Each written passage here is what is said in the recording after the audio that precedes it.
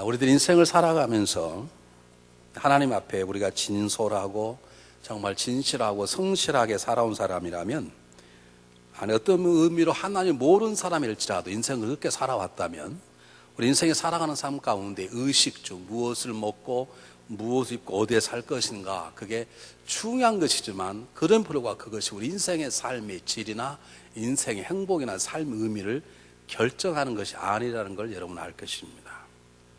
그게 중요합니다. 우리 생존하는 가장 기본적인 굉장히 중요한 것이지만, 그러나 우리 인생이라는 것은 하나님의 형상대로 지음을 받았기 때문에 어느 순간인가 하나님과의 만남에 접촉점이 있고 그분과 지속적인 만남의 삶을 살아가지 않은 이상 하나님 형상대로 지음한 우리들에게는 항상 허전함이 있고 삶의 권태가 있고 모든 것들이 만족함이 없는 그런 삶을 살아갈 수밖에 없는 것입니다. 정말 우리가 다른 사람이 갖지 못한 어마어마한 집을 가지고 있고 너무나 많은 재산을 가지고 있고 그래서 평생 근심 걱정 없이 살아갈 수 있는 그러한 삶의 환경에 놓여다더라도 우리 하나님을 모른다면 결코 만족하거나 기쁨과 사람의 보람이 있는, 내가 왜 사는지 삶의 의미를 알고 살아가는 삶은 있을 수 없습니다. 왜냐하면 저와 여러분은 하나님을 만나야만 되는, 그분의 진리의 말씀 앞에 붙잡힌 바 되고 그분이 주시는 목표를 따라 살아가야만 되는 그런 존재로 처음부터 만들어졌기 때문인 것입니다. 하나님이 이스라엘 민족이, 하나님께서 이스라엘을 광야로 인도하시면서 무엇이 중요한 것인가, 정말 무엇이 의미 있는 것이고 정말 무엇이 인간답게 하는 것인가 라고 하는 것을 훈련시키고 있는 것입니다. 그리고 정말 귀중한 것을 어떻게 얻고 어떻게 누릴 것인가를 하나님은 광야를 통해 우리에게 가르쳐주고 계시는 것입니다. 오늘 등장하는 세 번째 광야 르비딤은 우리에게 가장 중요한 광야입니다. 여러분 생각나십니까? 첫 번째 광야는 수르 광야입니다. 3일 길을 걸어도 찾을 물이 없어서 그들이 목말라 할 때에 하나님께서 마라의 쓰디쓴 물을 단물로 바꾸신 사건이 수르 광야의 사건입니다. 그들이 물을 마시고 응답하신 하나님의 감격을 가지고 믿음으로 출발해 고타한 곳이 엘림이라는 지역입니다. 그것은 70굴의 나무가 있었고 오아시스가 아름다운 곳에서 마음껏 쉬고 다시 회복이 되고 나가서 걸어갔던 곳이 신광야입니다. 거기에서는 목마름이 아니라 어쩜 그것보다 더 중요한 배고픔의 굶주림이 있었습니다. 하나님 그들에게 신비한 음식인 만나를 먹여주 살게 하십니다. 그리고 다시 한번 그들이 응답한 하나님의 감격으로 걸어 도착하는 곳이 르비딤이라는 곳인데, 그곳에서 그들은 커다란 고통의 문제가 기다리고 있는 것을 깨닫게 됩니다. 자, 오늘 본문이 어떻게 시작되는지 성경을 한번 읽어보겠습니다. 17장 1절 보시기 바랍니다. 17장 1절에 이스라엘 자손 온 회중이 여호와의 명령대로 신광야에서 떠나 그 노종대로 행하여 이렇게 기록됩니다. 이스라엘 민족이 자기들이 원하는 곳을 알아서 갔다는 것이 아닙니다. 이 르비딤이라는 곳은 쉴 만한 곳, 그런 뜻입니다. 이 사막지의 광야에서 가장 샘이 많고 가장 개울이 많은 곳입니다. 그 수많은 사람들이 항상 이곳 쉬어갔던 것입니다. 모세가 수르 광야와 신광야에서 인생의 쓴맛, 조직의 쓴맛을 본 다음에 그 다음부터는 혼자 가지 않고 정탐꾼을 미리 보내서 어디로 갈 것인가를 물어서 갔던 것은 르비딤이 아닙니다. 하나님이 그저 가라는 곳입니다. 르비딤이 소문이 나서 너무 좋아서 간 것이 아닙니다. 하나님의 명령대로, 하나님이 정하신 노종대로 그들이 간 곳이 르비딤입니다. 여러분, 믿음이란 무엇입니까? 우리가 믿음으로 살아간다는 무엇입니까? 그것은 하나님의 소원을 통해, 하나님의 능력을 통해 내 소원을 이루어가는 것이 신앙생활이 아닙니다. 신앙생활이란 하나님을 믿는다는 것은, 하나님과 동행한다는 것은 하나님의 명령대로 살아가는 것입니다. 그분이 걸어놓으신 그분의 행로대로 살아가는, 노정대로 살아가는 것입니다. 그분이 정하신 시간표대로 살아가는 것입니다. 그분이 허락하신 삶의 자리, 삶의 터전에 살아가는 것입니다. 내 마음대로 인생을 누리고 내 마음대로 인생을 조절하는 게 아니라, 심지어는 내가 인생을 그리고 그걸 도와달라고 하나님께 울고불고 부르짖는 것이 아니라 그건 우상 숭배입니다. 믿음으로 산다는 것은, 내가 믿음으로 인생을 걸어간다는 것은 하나님이 나에게 명령하신 대로, 하나님이 나에게 명령하는 그 길을 따라서 살아가겠다는 것입니다. 하나님 명령하는 길이 평탄한 길이든 아니면 거치는 길이든 그것은 그분이 정할 것이고, 우리는 그분의 명령을 알면 순종할 뿐입니다. 그 길을 갈 것입니다. 그게 믿음으로 사는 것입니다. 하나님이 이걸 훈련하고 있습니다. 30명의 목사님들이 지난 한 주간 모여서 아침 일찍부터 밤 10시까지 열심히 어떻게 하면 목회를 잘할 수 있을까? 목회가 무엇인 서로 얘기하고 기도하고 그런 시간을 가졌습니다. 참 훌륭한 목사님 한 분이 이런 얘기를 했어요. 나는 지금도 제일 싫은 게, 잊을 수 없는 게, 왜 국민학교 가면 그렇게 앞으로 나란히 옆으로 나란히 뭐 좌우양측을 하고 선생님 하나 들고 우리 셋넷 왜 그걸 하는지, 자기는 지금도 제일 싫은 게 그거라는 거예요. 내가 속으로 그 뜻도 모르는 장모님 어떻게 저렇게 목회를 잘하시나, 난 그런 생각을 가졌습니다. 왜 국민학교 들어가면 앞으로 나란히 그럼 또 해야 되고 좌우양하면 해야 되고, 왜 선생님이 하나 둘 셋 넷 왜 그걸 시켜놔요? 군대 갔다 오신 분들 군대 가면 그걸 또 하잖아요. 왜 그렇게 하는 건가요? 뭐 앞으로 나란히 잘한다고 뭐 IQ가 올라갑니까? 좌우양한다고 공부 잘 되는 것입니까? 그건 아무 필요 없는 것인데 왜 학교 들어가자마자 앞으로 나란히 옆으로 나란히 뭐 앞소리질 왜 그러는 것입니까? 학교에 들어가면 무엇보다도 순종함을 배워야 된다는 것입니다. 군대에 들어가면 순종함을 배우는 것입니다. 믿음의 학교에 들어오면 구원받는 백성이 되면 일하기 전에 해야 될 것은 하나님 명령하십시오. 제가 알았거든 순종하겠습니다. 그 말입니다. 이들은 자기의 생각대로 두 번의 삶의 어려움을 통해서 야 그냥 가면 안 되겠다. 앞으로는 우리가 가야 될 곳을 가봐야 되겠다. 미리 찾아봐야 되겠다. 우리가 앞으로 갈 곳은 물이 있는지 없는지 알아봐야 되겠다 라고 간 것이 아니라 그들은 여전히 모릅니다. 알 필요가 없습니다. 하나님 명령하실 것입니다. 하나님 말씀은 그분이 계획하실 것입니다. 그러면 그 계획대로 갈 뿐인 것입니다. 이것이 믿음이네. 참 이럴 때 아멘 안 하면 설교를 하라는 것인지 하지 말라는 것인지, 그래도 하나님이 하라 하시 난 할 뿐, 아멘을 해도 뭐 설교는 해야 되고 아멘을 안 해도 설교는 해야 되고. 사랑하는 여러분 어느 길을 걷고 있으신가? 내가 묻고 싶어요. 여러분 어느 길을 걷고 있으신가? 지금 가는 길이 하나님 뜻인가? 아니면 여러분 하고 싶은 대로 가시는가? 세상 사람은 자기 유익, 자기 감정을 위해서 의식주가 세상의 전부인 것처럼 수단과 방법을 가리지 않고 좋은 차, 좋은 집, 장애명의 자기 유익을 위해서 살아가죠. 하나님을 모르는 사람은 그럴 수 있지. 그런데 하나님 아는 사람은 하나님의 명령이 중요한 것이죠. 내 감정이 중요한 것이 아니죠. 여러분은 지금 어느 길을 걷고 계신가요? 두 번째입니다. 이 토착하는 르비딤이라는 것은 제가 처음 말씀드렸듯이 쉬는 곳이라고 말할 만큼 샘과 우물이 많은 곳이었습니다. 샘과 개울이 많은 곳이었어요. 여러분 보셔서 알지만요, 이 샘이 깊어서 물이 있는 샘은 굉장히 아름답습니다. 그리고 강에 물이 고 있으면 강이 굉장히 아름답습니다. 여러분 아시나요? 강에 물이 말라버리면 그것도 흉측한 거 없습니다. 우물처럼 물이 말라버린 우물은 꼭 귀신 나올 것처럼 얼마나 무서운지 모릅니다. 그렇게 쉼이 있는 곳 가서 보았더니 가장 쉬기 어려운 곳이 되었는데, 이곳에서의 목마름은 수루에서의 목마름과 질적으로 차이가 있다는 것입니다. 어떻게 할 수 있습니까? 성경을 보겠습니다. 3절. 거기서 르비딤에서 백성이 목이 말라 물을 찾으며 그러는데 그냥 찾은 게 아닙니다. 2절 보겠습니다. 백성이 모세와 다투어 이르되, 수루 광야에서는 모세에게 원망했다는 것이죠. 원망은 불평하는 것입니다. 지금 불평이 아닙니다. 따지는 것입니다. 모세 말대로 돌 들어 모세를 쳐 죽이려고 그러는 것입니다. 얼마나 힘이 들었으면, 얼마나 목이 말랐으면. 여러분 우리가 물을 마실 때 꼭 목이 말라야 물을 마십니까? 그냥 물 마실 때 있잖아요. 꼭 목이 말리지 않아도 그냥 물병 있으면 그냥 마시기도 하잖아요. 그런데 정말로 목이 마를 때가 있죠. 야 지금 물 안 먹으면 안 되겠다. 그런데 여러분 살아가시면서 나 지금 물 안 먹으면 죽을 것 같다. 그런 목마른 경험한 분이 계신가요? 미국 살면서 그런 분 안 계실 거예요. 여기서는 그 말입니다. 수루 광야는 3일을 찾았어요. 그 말은 그래도 찾아도 괜찮을 견딜만 했어. 여기서는 죽을 것 같네. 그것이 원망이 아니라 분노로 변해서 모세와 다툴 만큼 르비딤의 고통은 훨씬 심한 것이. 더 놀라운 걸 한번 보시기 바랍니다.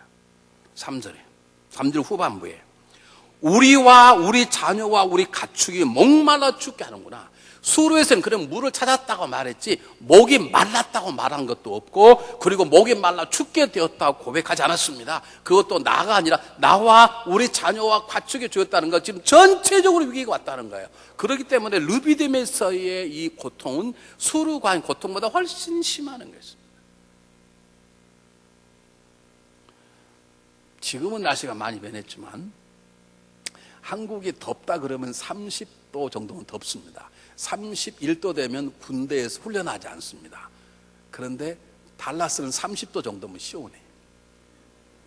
그 정도는 살만해. 그렇죠? 여러분, 벨리즈 가면요, 샤워하고 나와가지고 수건으로 닦으면 땀이 또 나버려요. 옷이 하루 종일 안 말라요. 습도가 얼마나 많고 뭐든지. 그렇게 다 정도가 다르다고 말입니다. 정도가 달라요. 지금 르비딤은 훨씬 더, 아니 수르 광야보다 훨씬 더 좋았던 곳인데, 그날따라 그들이 도착할 때마다 너무 심각한 물이 말라버림이 있어서 그들 전체가 죽게 되는, 그래서 목마름이 수르보다 훨씬 강한, 그때는 3일 동안 찾을 만해요. 지금은 3일도 견딜 수 없는, 지금 당장 물을 마시지 않으면 다 죽을 만한 고통스러운 자리가 르비딤이었다는 것입니다. 원리 사건 앞에, 하나님 앞에 물을 수 있어야 합니다. 왜? Why? 왜 하나님은 이스라엘 민족을 한 단계 더 고통스러운 자리로 인도해 주시는가? 다음 주에 볼 것은 전쟁입니다. 전쟁은 가장 위험한 곳입니다. 왜 우리 하나님은 선하시는 그분이, 우리를 낳으셨다고 말하시는 그분이 왜 하나님의 백성들을 갈수록 힘들게 하시는가? 그 말이에요. 답은 간단합니다.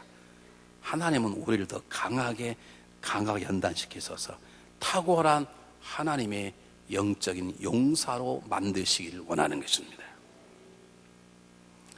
여러분, 동물 가운데 가장 빨리 다는 동물이 뭔 줄 아십니까? 네, 하여간 그건 너무 일부도 치타라고 금방 답이 나와. 치타를 꼭 키워보지. 치타가요 제일 빨라요. 근데 치타가 제일 빠르고 이빨도 날카롭고 발톱도 날카로운데 동물의 왕을 치타라고 하나요, 안 하나요? 안 해요. 왜 그러게요? 치타에게는 결정적인 약점이 하나 있어요. 너무 잘 다니니까 딱 사슴을 보면 5발이다 그러면 정확하게 딱 먹을 수 있는 거예요. 그렇게 너무 잘 다니니까 한 번도 더 이상의 훈련을 해본 적이 없어요. 자기 계산하기는 6번 뛰면 먹게 생각하고 6번 딱 튀었는데 사슴이 펄떡 뛰어버리면 7번째는 못 가. 달려본 훈련이 안 돼 있는. 그 치타가 가장 빨리 달리지만 치타는 인내와 끈기가 없어요. 그래서 가장 많이 먹이를 놓치는 동물이 치타예요. 그것도 하나의 방법이고요. 그렇게 빨린 치타가 인내심가 있으면 동물 다 죽어버리죠. 훈련을 받아본 적이 없어. 왜 훈련 받을 필요 없죠? 맘만 먹으면 다 먹어버리는데. 근데 한 번 좀 놓쳐보아야 더 계속해서 막 쫓아오를 텐데, 뭐 자기 맘 먹은 대로 딱 먹으니까 5번, 6번 이상 뛰어본 적이 없네. 그런데 뭐 사슴이 꼭 그런 사슴만 있습니까? 잘 뛰는 놈도 있죠. 팍팍 뛰는 놈들 있으니까 10번쯤 뛰어야 되는데 10번을 뛰어본 적이 없네. 치타는 7번 뛰고 포기. 그렇다. 하나님 우리에게 강력한 훈련을 시키셔서 어떤 세상의 유혹 속에도 쉽게 물들지 않고, 세상의 수많은 공격 속에 쉽게 포기하지 않고, 그리고 끝까지 전진할 수 있는 탁월한 야성을 가진 믿음의 용사로 우리를 만드시기 위해서 더 고통스러운 훈련의 장구리를 던지시는 것을 믿으시길 바랍니다. 생각지는 못했던 어려움을 당하셨습니까? 일어나십시오. 그 자리에 훈련을 이기시길 바랍니다. 쉽게 무너지지 아니하는, 쉽게 쓰러지지 않은, 쉽게 변질되지 아니하는 어떠한 폭풍과 어떠한 세상 속에서도 하나님의 사람답게, 집사답게, 권사답게, 장로답게 살아갈 수 있는 영적인 야성을 우리에게 길러주어서 하나님 우리를 통해 일하고자 하는 것이죠. 우리가 얼마나 약한지 몰라요, 성도님들이. 우리는 미국에 사니까 미국 성에서 영어도 잘 못하죠. 피부도 다르죠. 핍박과 어려움 속에 사니까 그래도 우리 교우들은 상당히 야성들이 있어요. 그래서 쉽게 잘 안 넘어지죠. 근데 예배 시간마다 신명이 장로님 불러도 절대로 끄떡도 하지 않습니다. 다 하는데 난리가 납니다. 교회 안 올 거야. 왜 나를 시비 거냐고. 끄떡도 안 하잖아요. 우리 신명이 장로님이 파란만장한 고통과 훈련을 받으셨거든. 다른 사람 이런 말 하도 기분 나쁘게 생각하죠. 절대로 신명자면 기분 나쁘게 생각하지 않습니다. 머리카락은 빠질지언정 절대 시험은 안 들어. 여러분, 우리의 문제가 뭔 줄 아세요? 너무 약해. 온실에서 키우는 것처럼. 어쩌다 악수 한 번 안 해도 교회를 나올까 말까. 성도들이 절대로 못 나무라 하면 절대로 교회 안 나와. 목사가 그렇게 하면 안 돼! 이렇게 할 수 있어야 되잖아요. 놀랬지? 한 번도 안 되게 놀래. 그럼 뭐 놀랄 게 뭐가 있어, 그게. 아, 그렇습니까, 목사님? 잘하겠습니다. 근데 안 돼요, 안 돼. 왜? 훈련을 안 받아봤어. 여러분, 기억하시기 바랍니다. 성경에 등장한 위대한 신앙인들은 다 하나님의 강도 높은 훈련을 받았어요. 모세는 광야에서 40년 동안, 요셉은 쓰라린 섬김의 어두운 감옥 속에서 13년을, 다윗은 전쟁터에서 수십 년을 견뎌냈어요. 하나님 우리에게 더 고통스러운 문제를 주는 것은 미워서가 아니라 죄의 값으로가 아니라 우리 훈련을 통해서 탁월한 하나님의 용사로 만드시기 위해, 웬만한 거짓된 진리에 속지 않고 웬만한 세상의 달콤한 죄의 유혹 속에 무릎 꿇지 않고 영적인 전쟁에서 적들의 태클에 쉽게 포기하지 않아. 왜 자살하냐고요. 최진실 씨가 성도라고요. 왜 자살하냐. 야성이 없어서 그래. 없을 수밖에. 나오자마자 떴는데, 나오자마자 인기가 있고 뭐 국민의 배우라고요. 나는 그런 단어 안 썼으면 좋겠어요. 난 최진실 한 번도 나의 배우라고 생각해 본 적이 없어. 근데 뭐 요즘은 좀만 잘하면 국민의 배우, 국민의 언니, 국민의 나는 이해가. 아니, 매스컴들이 잘해야 되는데, 우리에게 매스컴에 종사하는 분들은 잘하십시오. 잘하십시오. 그렇게 함부로 하는 게 아닙니다. 그 신문에 나기만 하면 뭐 무슨 대란, 무슨 대란이 한 번이나 대란, 뭐 교통 대란. 한 번이라도 인생의 쓴맛을 봐봤어야지. 남들이 자기에게 욕을 할 때, 인터넷 악필 올 때, 그것들을 견할 힘이 있는데 한 번도 한 적이, 박수와 사랑과 그걸 받다가 남편에게 버림받고 자기를 좋아하던 사람들이 악필 던지니까 금방 인생을 포기해버리는 것이죠. 왜 하나님은 우리를 더 외로운 것으로, 또 왜 더 고통스러운 것으로 우리를 몰아가시고 힘들게 만드시는가? 여러분을 탁월한 하나님의 용사로 만드시기 위함인 것입니다. 이기십시오. 일어나십시오. 훈련에 승리하십시오. 뒤로 물러나지 마십시오. 한 번의 실패에 패배자로 낙인 찍고 도망가지 마십시오. 그저 다시 일어나서 하나님 여러분을 세우심을 세상에 드러내시기를 주의 이름으로 축복합니다. 세 번째는요, 잘 보세요. 한번 4절 한번 보겠습니다. 모세가 여호와께 부르짖어 이르되 내가 이 백성을 어떻게 하리까? 그들이 조금 있으면 내게 돌을 던지겠나이다 그랬어요. 하나님께서 그냥 간단하게, 야, 너 반석에 내가 쓸 텐데 내가 서 있는 반석을 쳐라. 한 번도 하나님이 너 그러지 않고 기도하면 응답하셨어요. 기도하면 응답하셨어요. 야, 이번에는 백성이 너하고 싸웠냐? 이번 안 되겠다. 그러지 않았어요. 그들의 죄를 묻지 않았어요. 그들의 불신앙을 따지 않았어요. 기도하면 응답하고 문제 다음에 응답하고 위기 다음 해결하고 그래서. 그럼 뭘 말하는가? 이스라엘 백성이 돌 같은 이스라엘 마음속에 내가 너희의 응답이다. 내가 너희의 문제의 주관자다. 걱정하지 말라. 그러므로 날 믿고 섬기라고 하는 것을 돌 같은 이스라엘 마음속에 지금 새기시는 거예요. 여러분 믿으십시오. 여러분 어떤 사람이든 하나님은 여러분의 기도에 응답하시기를 기뻐하시는 분이십니다. 그걸 믿으셔야 돼. 그게 박혀 있어야 돼. 어떤 문제든지 내가 기도하면 하나님 응답하신다 라고 하는 게 머릿속에 박혀 있어야 돼. 그래야 기도가 되는 거죠. 그래서 모세는 기도하는 것이죠. 왜 기도하지 않습니까? 왜 여러분 금요기도 왜 안 나오시나요? 기도가 안 박혀져 있네. 못 나오신 분 말고요. 있는데도 안 나오시는 분. 여러분 마인드 속에 기도가 얼마나 중요하다는 것이 안 박혀져 있어. 안 그래요? 내가 물어볼게요. 괜찮아요. 금요일 저녁에 텔레비전 보고 안 나오시면 나 정말 행복하다 그러면 손 한번 들어. 그럼 나오지 마세요. 그냥 집에 쉬시 괜찮아. 나는 기도하면 하나님 응답이 필요하다. 그걸 믿으십니까? 여러 마음이 새겨져 있습니까? 그럼 나오십시오. 하나님이 이스라엘 백성에게 너는 내 백성이지만 가는 곳마다 문제가 있을 거야. 근데 걱정하지 마. 기도만 해. 내가 응답해 주겠다라고 하는 것이에요. 이것을 이스라엘 백성에 새기시는 거예요.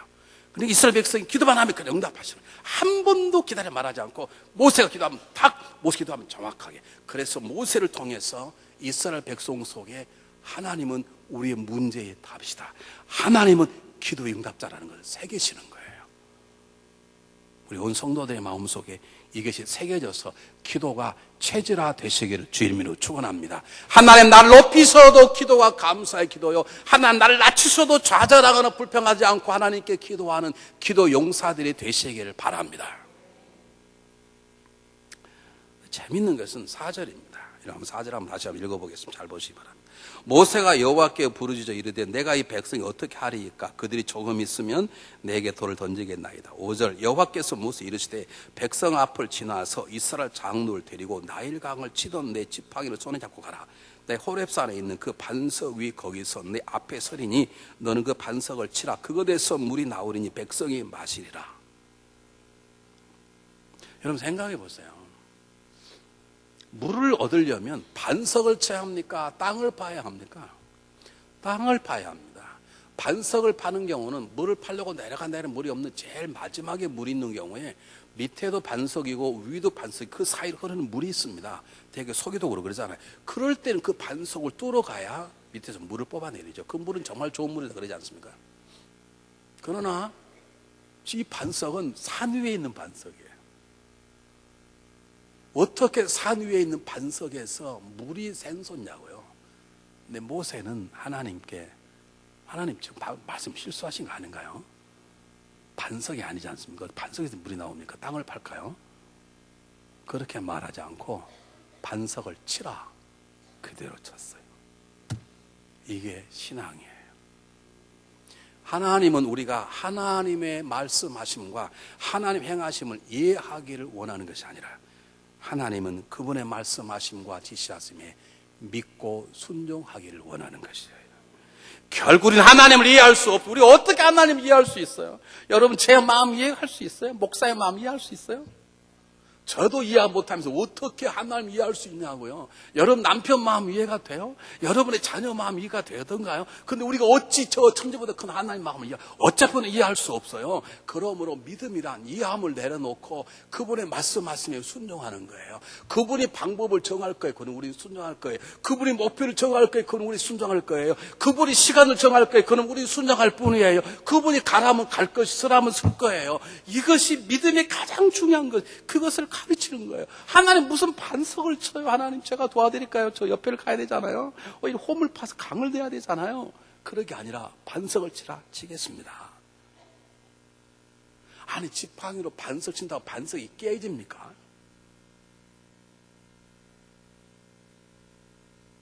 사랑하는 여러분 하나님의 명령에 순종하십니까?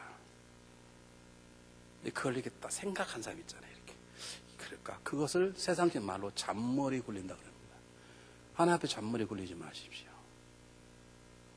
못 믿겠거든 그냥 하나님 믿음 없는 것을 도와주시기 바랍니다. 그러십시오. 그리고 이해할 수 없지만 믿어지거든 그대로 순종하십시오. 거기에서 기적의 역사들이 일어나는 것입니다. 그렇다고 오늘 본문을 덮을 수는 없잖아요. 왜 하나님이 반석을 치라 그랬을까? 성경은 우리의 경험이나 지식이나 학자들에서 풀어지는 게 아니라 성경은 성경대로 푸는데 오늘 본문이 풀려지는 본문이 성경에 있습니다. 첫 번째가 고린도서 10장 2절 4절입니다. 한번 보겠습니다. 여러분 잘 아는 본문입니다. 한번 똑같이 읽어보겠습니다. 너무 중요하기 때문에 시작. 모세에게 속하여 다 구름과 바다에서 세례를 받고 네 됐습니다. 보세요. 모세에 속하여 모세와 함께 구름과 바다에 세례를 받았다. 무슨 말인가요? 홍해 바다를, 이게 문장을 끝까지 홍해 바다를 마셔버린 거예요. 보고 도망간 거예요. 그냥 끝까지 말씀하셔야지. 내가 수요일날 그렇게 얘기를 하는데 제발 문장을 우리 교회는 답을 하면 이렇게 딱 한 대만 던져. 홍해! 그래요. 홍해가 어쨌다는 거예요. 홍해가 말랐다는 게 넘쳤다는 게 어쨌다는 거예요. 다시 말하겠습니다. 바다에서 세례를 받고 지금 뭘 말하는입니까? 우리 이렇게 두 번만 말하면 답을 안 해. 이상하게. 두 번만 물어보면 상당히 기분 나빠서 말하는. 성가대 보고 얘기해야 되겠다. 성가대원들.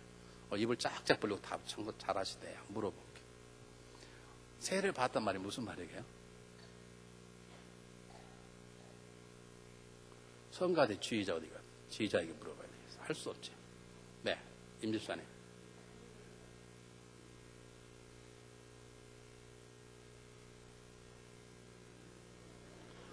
왜 답을 만데 막 비비 꼬면서 말씀하는 거예요? 성가대원들이 찬양하다가 비비고 찬양하면 좋겠어요? 답이 맞죠. 홍해가 갈라지는 것을 지나갈 때 세례받았다 그러는 거예요. 홍해가 갈라진 걸 지나갈 때 그것을 세례를 받았다 그렇게 하는 거예요. 그렇죠? 그 다음 보겠습니다. 신령한 식물이 무엇입니까? 만납니다. 만나. 신령한 식물은 왜 신령한 것인가? 하나님만 줄 수 있는 것, 인간에 만들 수 없는 것, 곧 신령한 만나는 무엇이라고요? 하나님의 말씀, 주님의 말씀이에요. 그러므로 저와 여러분 날마다 이스라엘 민족이 하루에 한 번씩 신령한 만나를 먹어 저와 여러분은 하루에 한 번 정도 반드시 말씀을 읽으셔야 돼요. 어떻게 일주일에 한 번만 읽냐고요. 올 때마다 성경책에 먼지가 자욱해. 여러분 항상 창세기 1장, 2장, 3장만 시커매.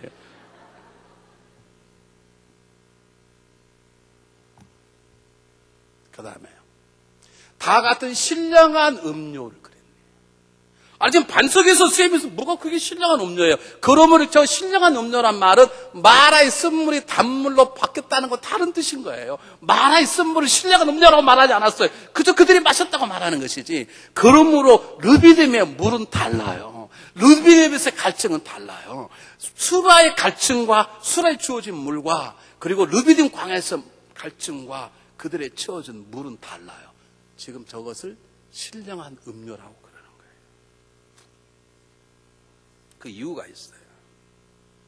그 이유를 더 정확히 대보겠습니다. 자, 다른 본문 한번 보겠습니다. 요한복음 7장을 한번 보겠습니다.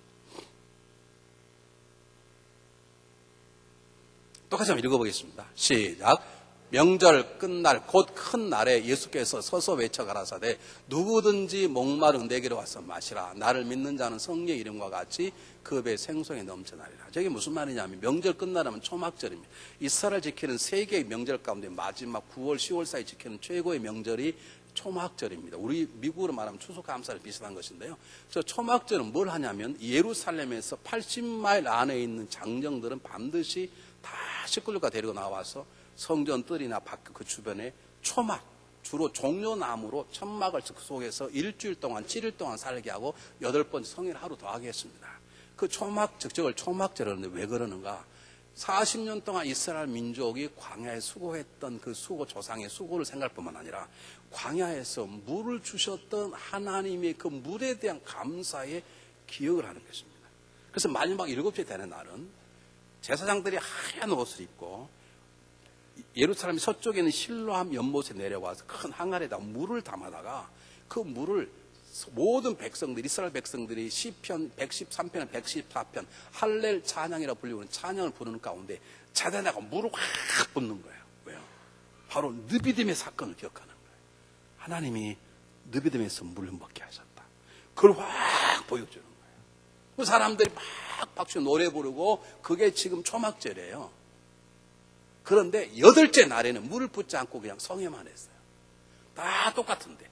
그때 주님이 딱 이런 젊은이가 일어나서 외치기를 누구든지 목만 내게로 와서 마셔라. 누가 말씀하셨다고요? 주님이. 또 더 놀라운 것은 왜 말씀을 지워버렸지? 말씀을 영원히 두셔야 되는데. 마시라. 내게 와서 나를 믿는 자는 성경 이름과 같이 그 배에서 뭐가? 생수의 강이라고 그랬네. 여러분 수가성 여인을 만날 때는 나를 먹는 자는 나를 믿는 자는 영원히 목마르지 아니하리라 그렇다고 나를 믿는 자는 그 배에서 생수의 강이 나리라는 달라요. 다르죠. 그러므로 마라의 단물하고 르비딤의 반석 속에 있는 샘물하고 달라요. 오늘 본문의 말씀이 뭐냐? 지금 이스라엘 사람들이 그 르비딤의 사건을 기억하고 물을 확 붓는데 8대는 안 부었어요. 그 주님이 딱 나타나서 그 깨어진 반석에 나다 그 말입니다. 깨어진 반석이 나다 그 말이에요. 자, 다시 한번 돌아보겠습니다. 앞으로 다시 넘어가겠습니다. 죄송해요. 왔다 갔다 해서 아니 더 그 앞에 고린도서 10장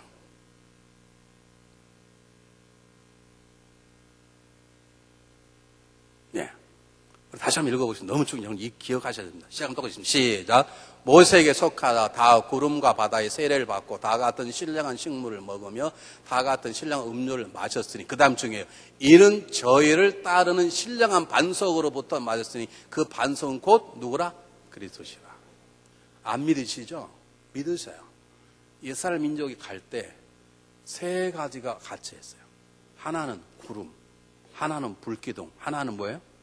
반석이에요. 구름이 뭐게요? 불기둥이 뭐게요? 성령의 역사예요. 반석이 누구게요? 그리스도세요. 저는 사도 바울의 개인 생각이 아니라 성령의 감동으로 사도 바울이 숨겨진 비밀 얘기하는 거예요. 그 반석이 주님인 거죠. 주님이 직접 말씀해 누구든지 목만 내게로 와라. 너희들은 만나를 광야에서 먹었지만 너희 조상은 죽었지 않냐. 너희 조상이 르비딤에서 나온 물을 마셨지 않냐. 그러나 진정한 반석은 나다. 정말로 살기 원하느냐. 나에게 와서 내가 주는 생수를 마셔라. 그 생수가 뭐냐는 거예요. 그 생수가 뭐냐. 다시 한번 본문 보겠습니다. 요한복음 7장으로 넘어가겠습니다. 죄송해요. 왔다 갔다 해서 이제 다 끝난 말입니다. 네. 그 다음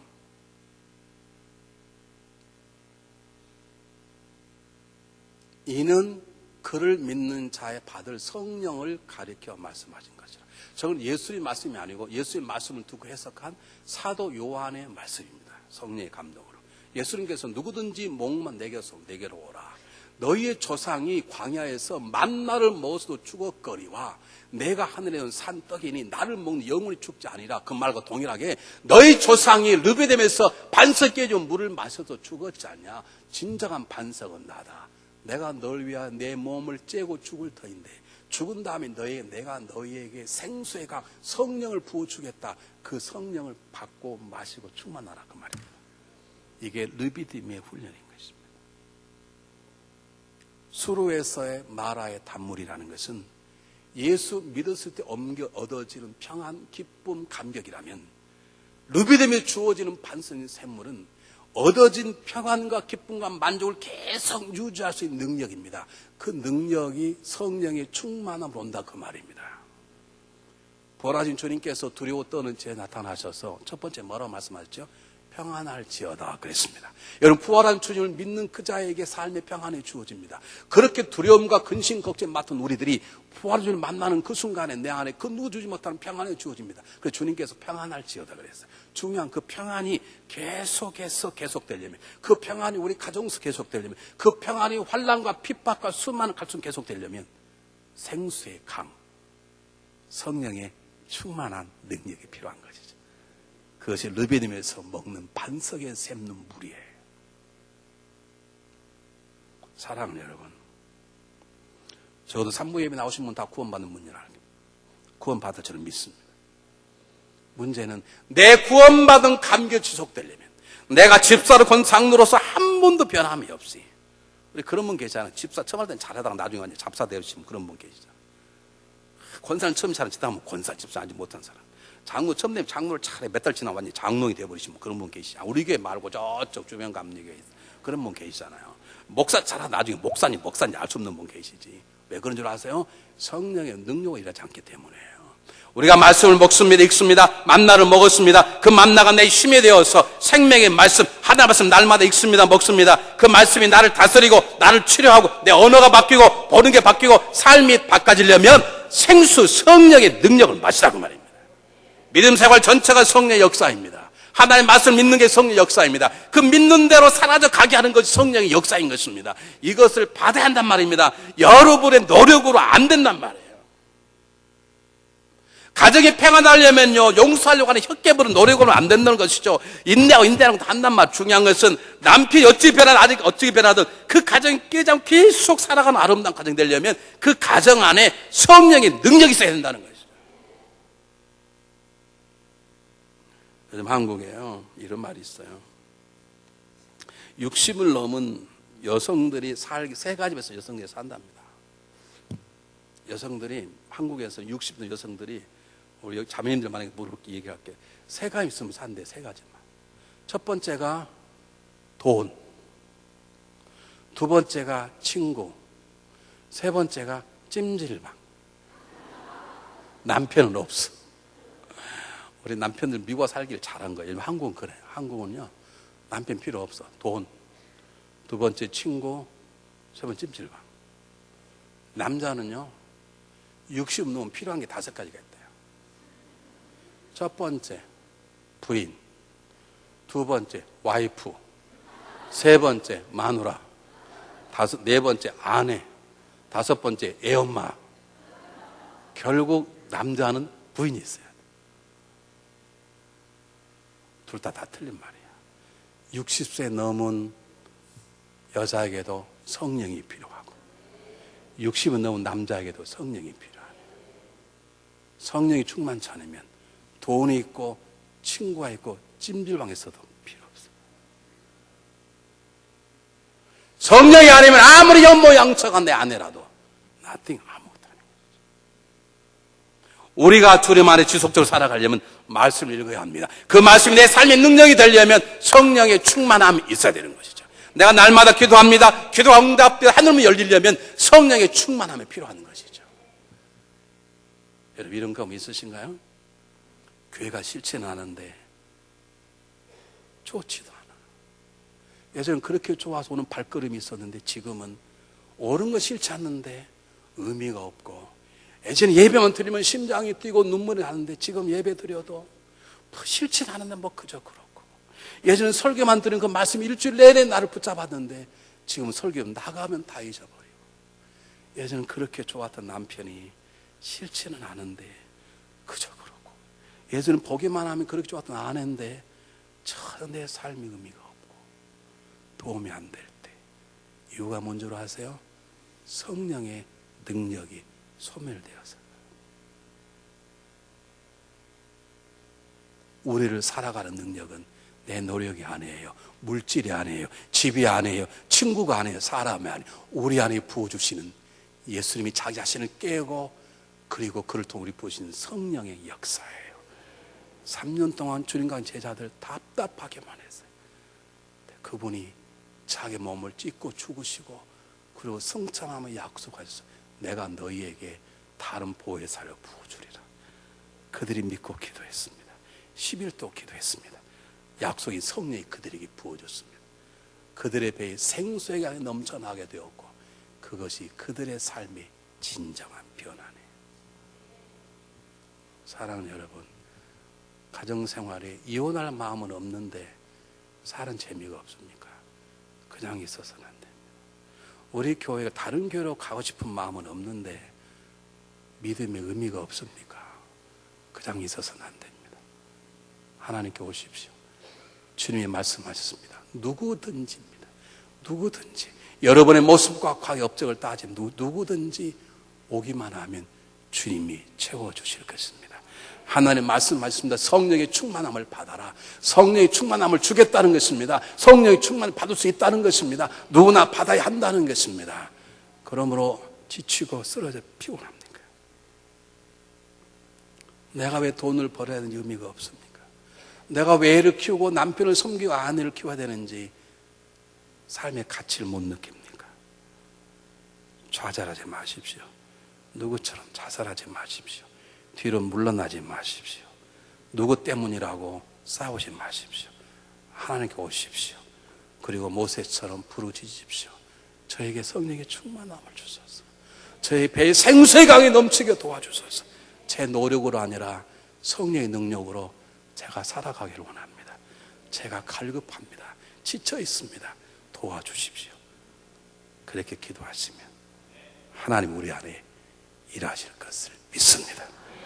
우리는 생수의 강으로만 살아가는 존재입니다. 기도하겠습니다.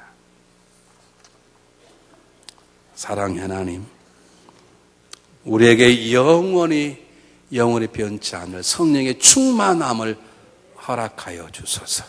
그 성령의 충만함을 인생을 승리할 수 있도록 역사하여 주시옵소서.